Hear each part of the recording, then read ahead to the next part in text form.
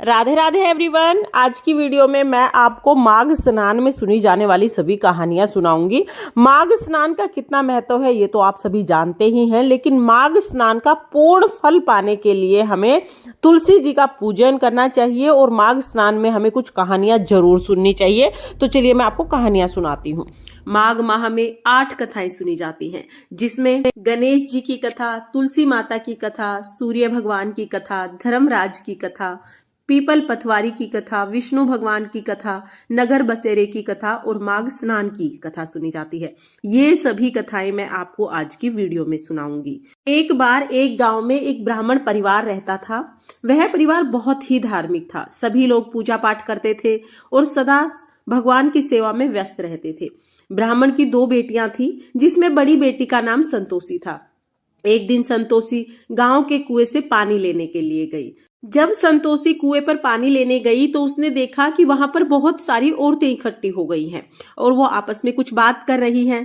तब संतोषी ने उससे पूछा कि आप लोग यहाँ इकट्ठे क्यों हुए हो और किस विषय पर बात कर रहे हो।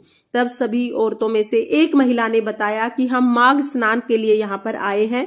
उसके बाद ब्राह्मणी हमें कहानी सुनाएंगी। फिर हम तुलसी जी की पूजा करेंगे, सूर्य नारायण भगवान की पूजा करेंगे और विष्णु भगवान की पूजा करेंगे। संतोषी ने पूछा कि ये सब करने से क्या होता है। तब महिला ने बताया कि ये सब करने से अन्न धन की प्राप्ति होती है, निरोगी काया मिलती है और सभी सुखों को भोगने के बाद अंत में मोक्ष प्राप्त होता है। तब महिला ने कहा तो जल्दी से स्नान कर लो और आकर हमारे साथ कथा सुन लो। संतोषी स्नान करके आई और उन सभी के साथ कथा सुनने के लिए बैठ गई। इससे पहले ब्राह्मणी ने गणेश जी महाराज की कहानी सुनाई। एक बुढ़िया माई थी, मिट्टी के गणेश जी की पूजा करती थी। रोज गणेश जी बनाती, रोज गल जाते। उसके घर के सामने ही एक सेठ का मकान बन रहा था। वो जाकर कारीगर से बोली कि कारीगर मेरे लिए पत्थर के गणेश जी घड़ दो। कारीगर बोले कि बूढ़ी माई, जब तक हम तेरे लिए पत्थर के गणेश जी घड़ेंगे तब तक तो हम अपनी दीवार बना लेंगे। हमारे पास समय नहीं है, आप किसी और से बनवा लें। बूढ़ी माई को बहुत बुरा लगा। बूढ़ी माई ने कहा कि भगवान करे तुम्हारी दीवार टेढ़ी हो जाए। यह कहकर बूढ़ी माई घर आ गई। अब जब कारीगर दीवार बनाता वो टेढ़ी हो जाती, फिर उस दीवार को गिराना पड़ता और दोबारा दीवार बनानी पड़ती। दोबारा भी दीवार टेढ़ी हो जाती, फिर गिरानी पड़ती। इस तरह से शाम हो गई। शाम को सेठ जी आए। सेठ जी ने पूछा कि आज कोई काम नहीं हुआ है। तब कारीगर ने बताया कि महाराज, काम तो हमने बहुत किया है, लेकिन जब भी दीवार बनाते हैं दीवार टेढ़ी हो जाती है।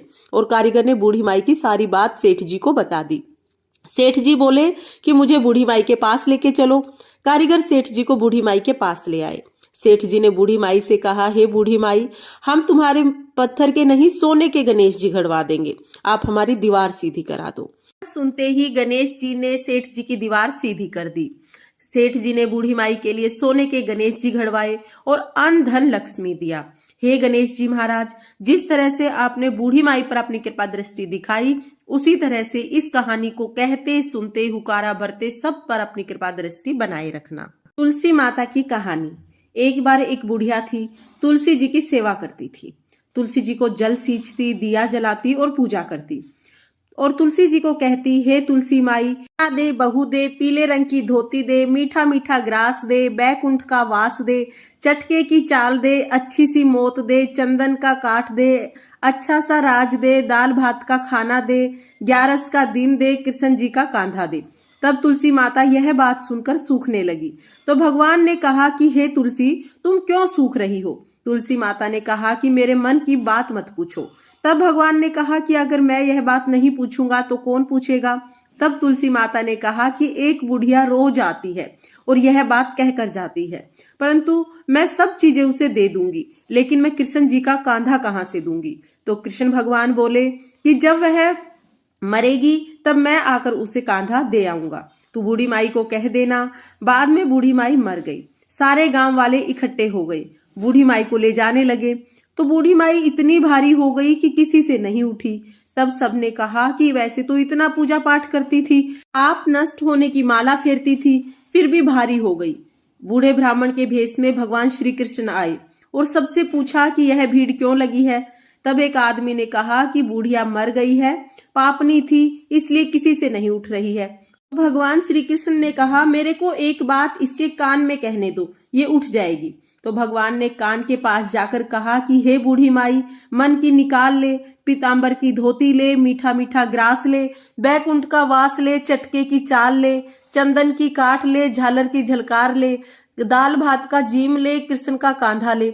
फिर यह बात सुनकर बूढ़ी माई हल्की हो गई। भगवान जी अपने कंधे पर लेकर गए। आखिर में उसे मुक्ति मिल गई।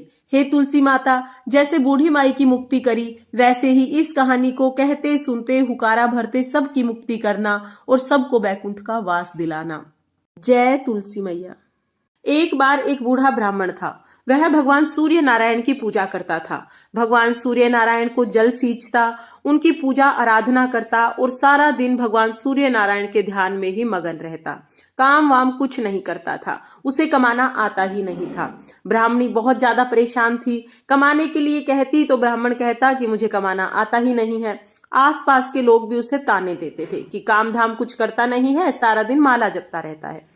सबके तानों से परेशान होकर वह एक दिन अपना लोटा और अपनी माला लेकर घर से निकल लिया। घर से निकलने के बाद वह सीधा एक जंगल में गया। जंगल में उसने देखा कि एक तालाब सूखा पड़ा है, थोड़ा सा ही पानी है तालाब में और तालाब के किनारे एक पीपल का पेड़ है जो सूख गया है। ब्राह्मण जाकर पीपल के पेड़ के पास ही रहने लगा। वह रोजाना सूर्य भगवान को अर्घ सींचता। तालाब में जो थोड़ा सा पानी था उसी में से एक लोटा पानी लाता और अर्घ सींचता। जैसे ही जल सींचता, उस जल का पानी पीपल की जड़ों में जाता और बाकी पानी बहकर तालाब में चला जाता।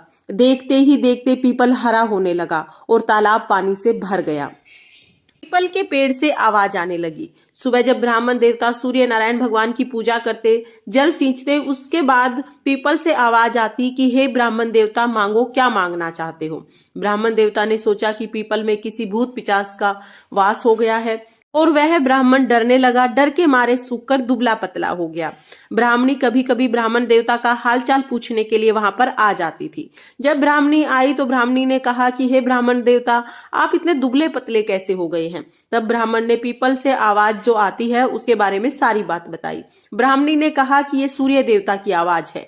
आपकी बार जब सूर्य देवता आपसे पूछे कि आपको क्या क्या चाहिए तो अन्न, धन, बेटे, पोते, लक्ष्मी सब मांग लेना।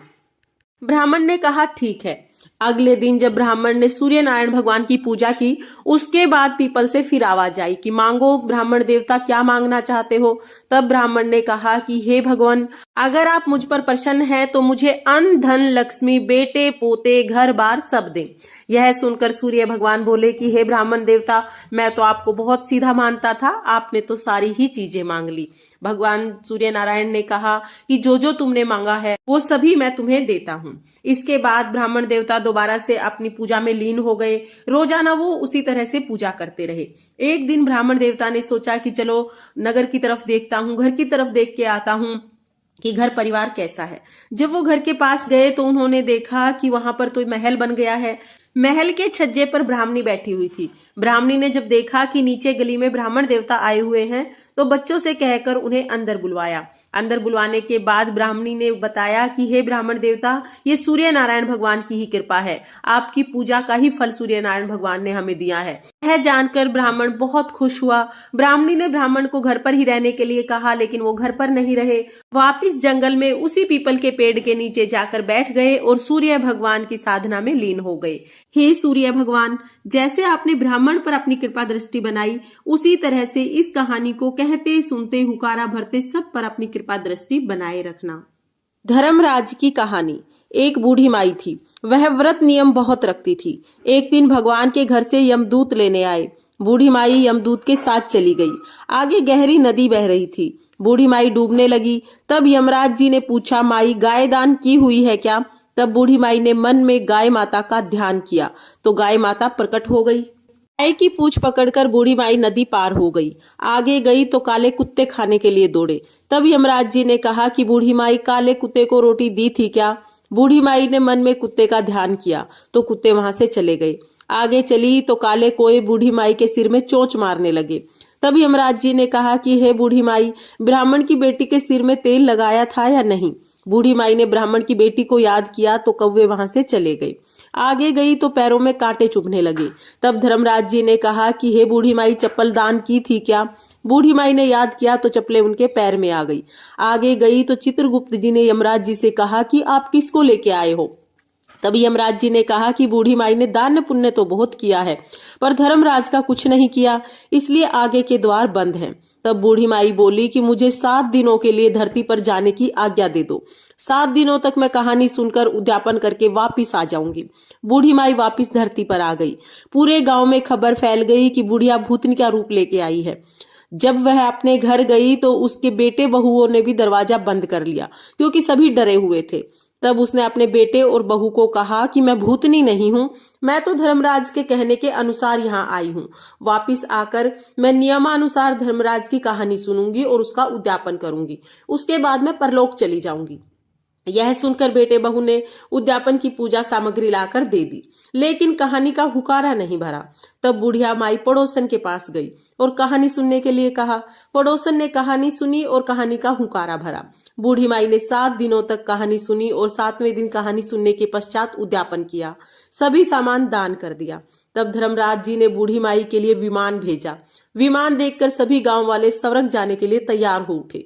बूढ़ी माई बोली कि मेरी कहानी तो सिर्फ मेरी पड़ोसन ने सुनी है, ये मैं सिर्फ पड़ोसन को ही अपने साथ लेकर जाऊंगी। गांव वालों ने बूढ़ी माई के पैर पकड़ लिए और धर्मराज जी की कहानी सुनाने का आग्रह किया।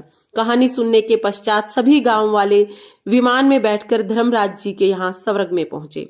धर्मराज जी ने कहा कि मैंने तो सिर्फ बूढ़ी माई को लाने के लिए कहा था, आप सभी गांव वालों को क्यों ले आए। तब बूढ़ी माई बोली कि हे धर्मराज जी, इन सभी ने मेरी कहानी सुनी है, इसलिए इन सभी को कहानी का आधा पुण्य फल मिलता है। तब धर्मराज जी ने सभी गांव वालों को स्वर्ग में वास दिया। धर्मराज जी, जैसे आपने बुढ़िया पर अपनी कृपा दृष्टि बनाई, वैसे ही इस कहानी को कहते सुनते हुकारा भरते सब पर अपनी कृपा दृष्टि बनाए रखना। पीपल पथवारी की कहानी। एक गुजरी थी, उसने अपनी बहू से कहा कि तू दूध दही बेचकर आ। तो वह दूध दही बेचने के लिए चली गई। रास्ते में उसने देखा कि बहुत सारी औरतें पीपल सींच रही हैं, तो वह भी वहीं पर बैठ गई और औरतों से पूछने लगी कि तुम क्या कर रही हो। तब औरतें बोली कि हम पीपल पथवारी सींच रहे हैं। उसने पूछा कि इससे क्या होगा। तब औरतों ने जवाब दिया कि इसके करने से अन्न धन मिलता है, वर्षों का बिछड़ा हुआ पति मिल जाता है। उस गुजरी ने कहा कि तुम तो पानी से सींच रही हो, मैं दूध दही से सींचूंगी। उसकी सास रोज कहती कि दूध दही बेचकर पैसे ला कर दे, तो उसने कहा कि जब महीना खत्म हो जाएगा उसके बाद मैं पैसे ला कर दूंगी। ऐसे करते करते पूरा महीना खत्म हो गया। पूर्णिमा के दिन गुजरी की बहू पीपल पथवारी के पास धरना देकर बैठ गई। पीपल ने पूछा कि तू यहाँ क्यों पड़ी है। उसने कहा मेरी सास दूध दही के पैसे मांगेगी। पीपल ने कहा कि मेरे पास पैसे नहीं है, ये भाटे डंडे पान पत्ते पड़े हैं, ये ले जा और जाकर गुल्लक में रख देना। जब सास ने पूछा कि पैसे लाई, तो गुजरी ने कहा कि मैंने पैसे गुल्लक में रख दिए हैं। तब सास ने गुल्लक खोलकर देखी तो सास क्या देखती है कि गुल्लक में तो हीरे मोती जगमगा रहे हैं, पत्तों का धन बन गया। सास बोली कि बहू इतना पैसा कहाँ से लाई। बहू ने आकर देखा कि बहुत सारा धन रखा है। तब गुजरी की बहू ने कहा कि सासू जी, मैंने तो 1 महीना तक पीपल की पथवारी को सींचा था और मैंने उनसे धन मांगा तो मुझे भाटे डंडे पत्ते दिए थे, जो मैंने लाकर गुल्लक में रख दिए और उन्हीं के हीरे मोती बन गए। तब सासू जी ने कहा कि अब की बार मैं भी पथवारी सींचूंगी। सासू जी दूध दही तो बेच आती और आकर हांडी धोकर पीपल पथवारी में चढ़ा देती और बहू से कहती कि तू मेरे से पैसे मांग। बहू ने कहा कि सासू जी, बहू भी कभी सासू से पैसे मांगती है। तब उसने कहा कि नहीं, तू मेरे से पैसे मांग। तो बहू ने पैसे मांगे। अब सासू जी पीपल के नीचे जाकर धरना देकर बैठ गई। पीपल ने वही डंडे पत्ते पान भाटे उसे भी दे दिए और गुल्लक में रखने के लिए बोल दिया। फिर सासू जी ने दूसरे दिन गुल्लक खोलकर देखी तो उसमें कीड़े बिलाव मकोड़े चल रहे थे।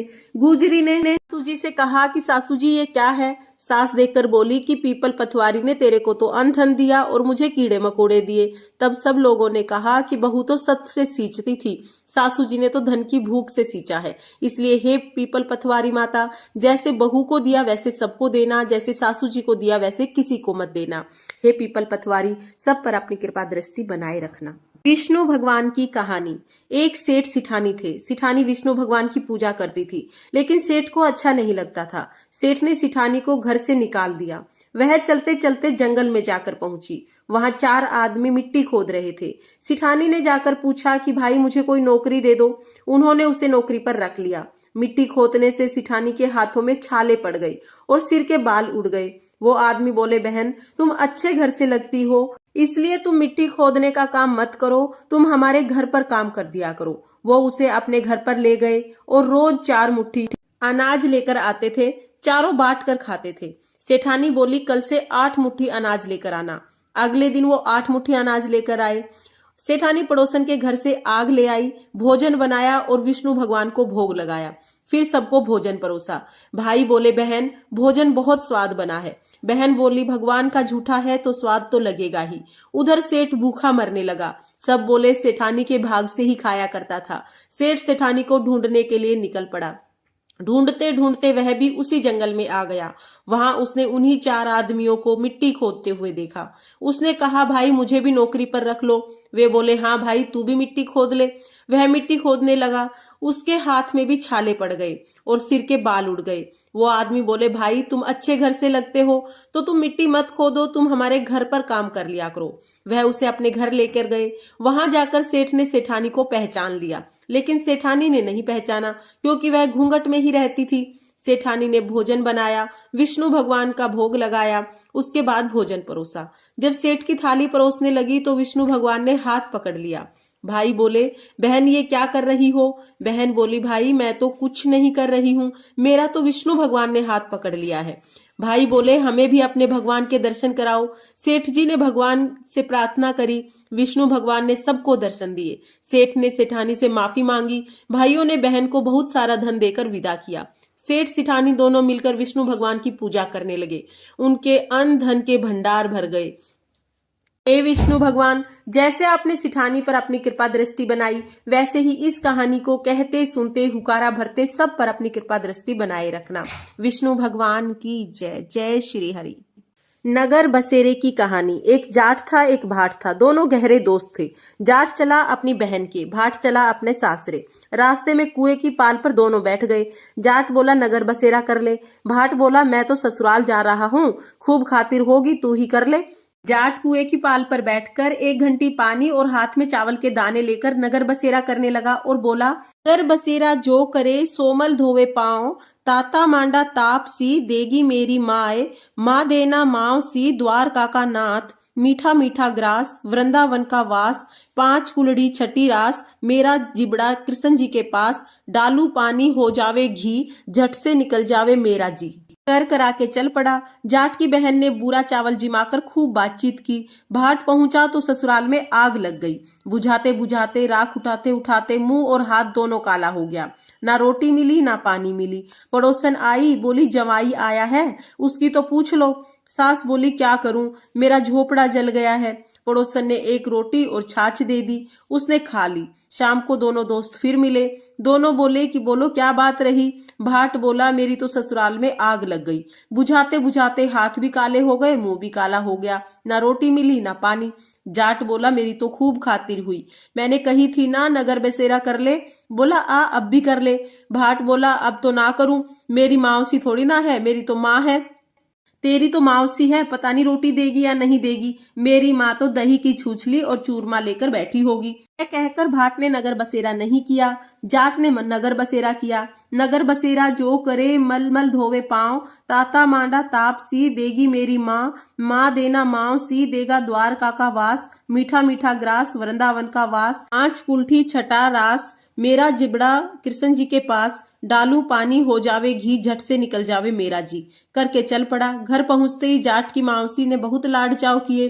भाट घर गया तो उनकी भैंस खो गई। आप 1 लाठी धरे 1 उठावे। बोला कि ससुराल गया तो आग लगवा दी, घर आया तो भैंस खो दी। पहले भैंस खोज कर ला, तभी रोटी पानी मिलेगी। सारा दिन हो गया, ढूंढते ढूंढते भैंस नहीं मिली। बाजार में फिर जाट मिला।